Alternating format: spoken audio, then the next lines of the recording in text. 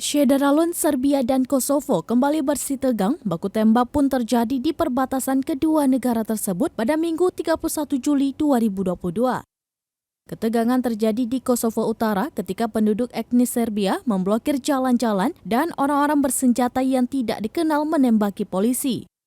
Polisi Kosovo mengatakan mereka harus menutup dua penyeberangan perbatasan dengan Serbia setelah insiden tersebut. Kosovo sebenarnya memproklamasikan kemerdekaan dari Serbia pada tahun 2008, tapi etnis Serbia yang menjadi mayoritas di wilayah utara negara tersebut tidak mengakui otoritas Pristina. Dilansir dari AFP, keterangan terbaru terjadi setelah pemerintah Kosovo mengatakan mulai Senin 1 Agustus 2022, orang-orang yang memasuki Kosovo dengan identitas Serbia harus menggantinya dengan dokumen sementara selama mereka tinggal di negara tersebut.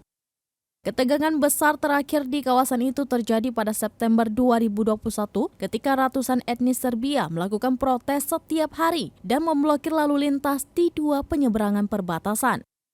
Kosovo sudah diakui oleh sekitar 100 negara, termasuk Amerika Serikat dan sebagian besar negara Uni Eropa, tapi Serbia menolak untuk melakukannya.